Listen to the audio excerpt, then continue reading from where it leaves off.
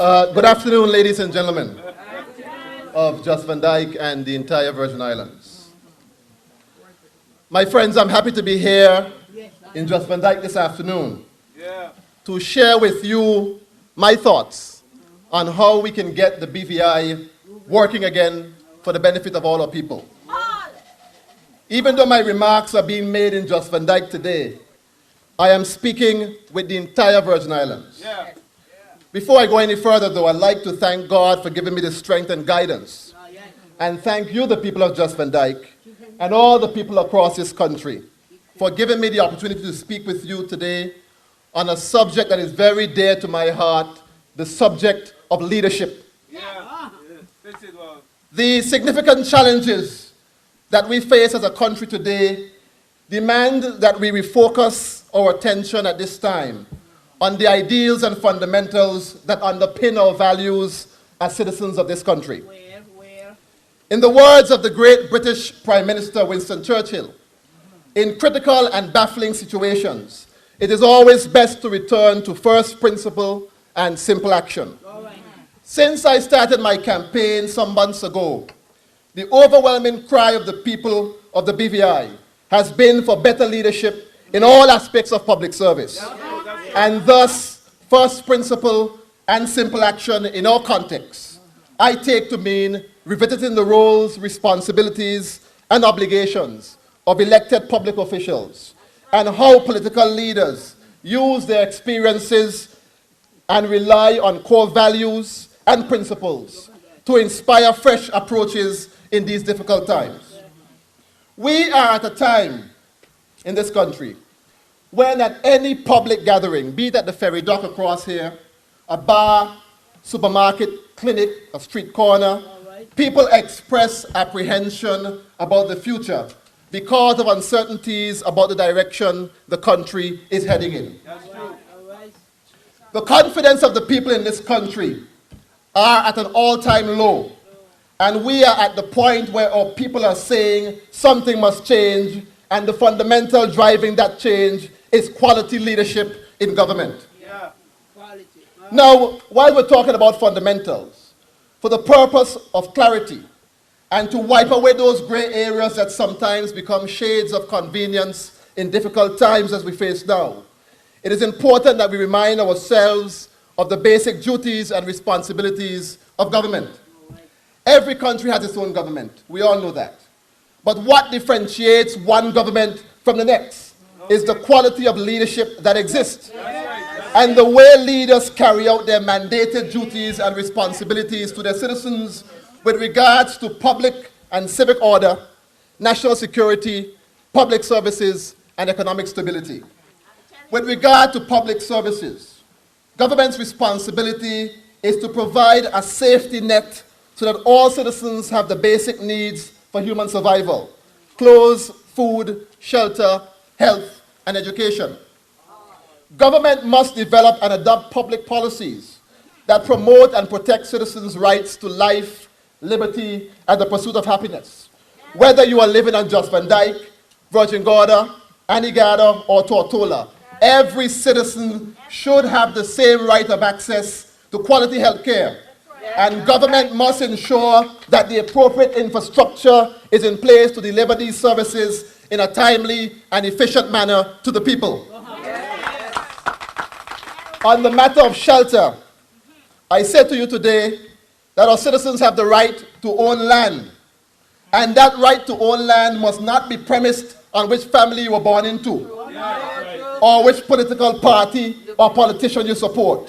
Because in this day and age, especially our young people, are setting new standards for themselves and their families. And their aspirations must not be fettered or frustrated because of who they are. Our people must be given equal opportunities to own land and build a home wherever they reside in the British Virgin Islands. I am saying publicly and without apology that the government of the Virgin Islands, whichever government in office, whether it's us or the VIP or the PPA or whoever it is, they should ensure that the representation given to all our citizens is of the highest quality. As I travel through the sister islands of Jost Van Dyke, Anegada and Virgin Gorda, Our people on these islands sometimes feel deserted. Yes. They feel at times that government has forgotten that they exist.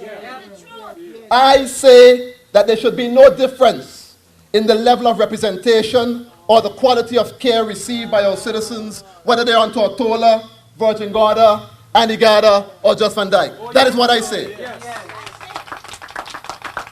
And what about government's obligation to our children to ensure that they have an environment that is enabling, that provides the critical support that they need to ensure that they get a good education, to learn and perfect social skills that will help them along life's long and difficult journey?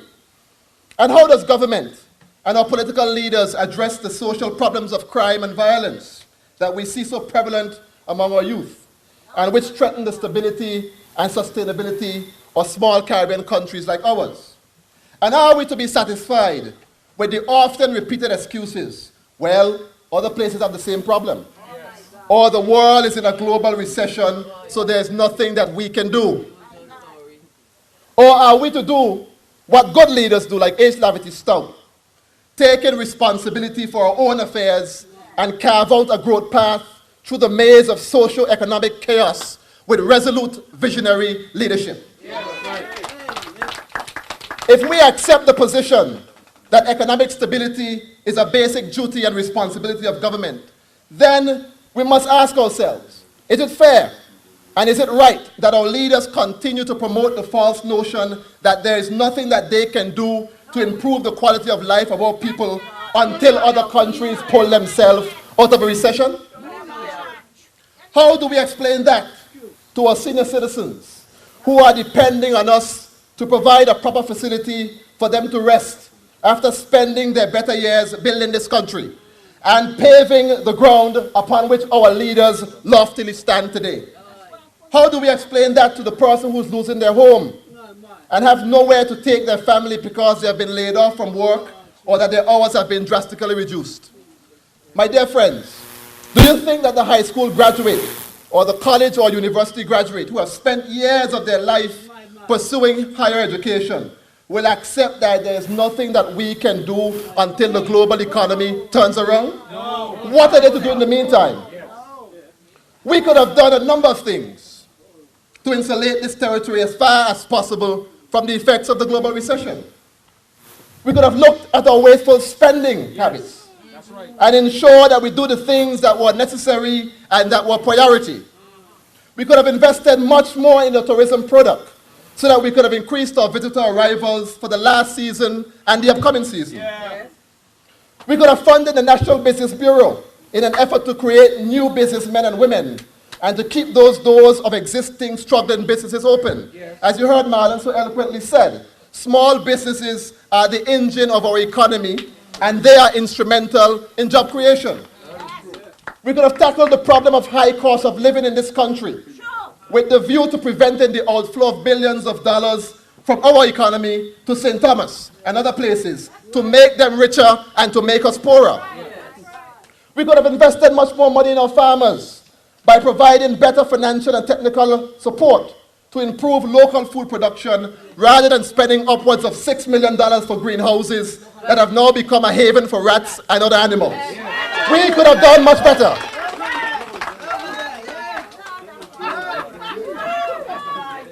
Can we expect our people to buy that recession argument? They must ignore the social and economic realities leading up to an election. Vote for a party that throws around some goodies during election only to have the same leaders return to business as usual after the election cycle is over? Is that what we're to do? No. Well, my friends, that's not what I'm hearing. No. That is not what I'm hearing. I am hearing that it wouldn't be business as usual this election. As a matter of fact, I am hearing that instead it will be business unusual. That's right. It will be business unusual this upcoming general elections. I am hearing that this election will not be like anything we have seen before. I am hearing that the old political arguments and the old political stratagem and machinations will not work anymore for the people of the Virgin Islands. I am hearing that the poor excuses, the excuses for poor performance will not work with our people anymore. I am hearing that the people of Jost and Dyke, the people of Antigada, and the people of Virgin Gorda, who up to now still do not have proper healthcare facilities. The parents in Tortola, who cannot afford to buy school supplies for the school year starting very shortly.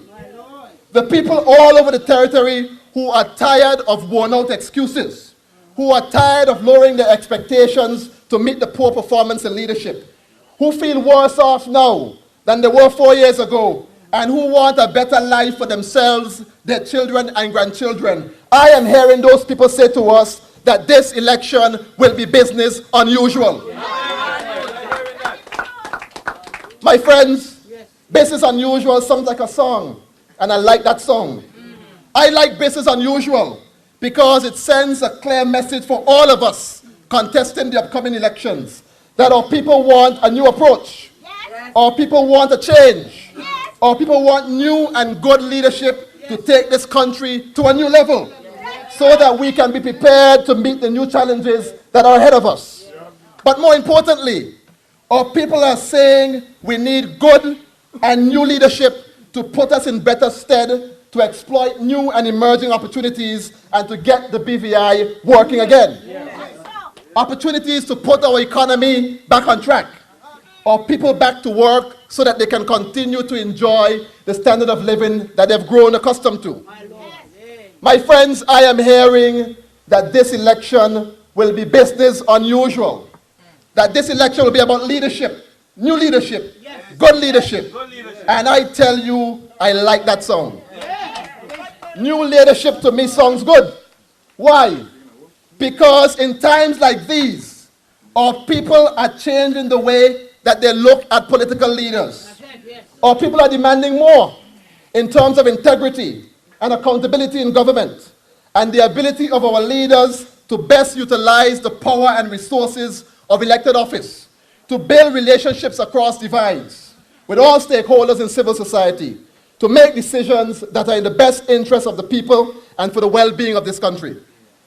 The leaders that we seek are politicians who focus not on surviving to perpetuate themselves in office for eternity, not on those who are profiting from public office, not on short-term personal and political expediency, not on deception, shenanigans and manipulation to get what they want, not on giving jobs and money and handouts every 4 years prior to an election. That is not what they want.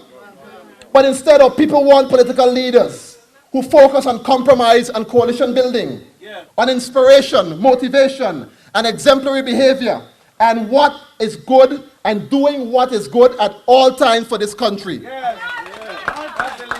The new political leadership that our people seek requires statesmanship. It is principle-centered, takes responsibility for mistakes, does not resort to cover-ups, and is rooted in a value system that engenders strength, courage, character, and willingness to stand up for what is right at all times for the greater good of the people. My friends, I hear your song and I like your tune.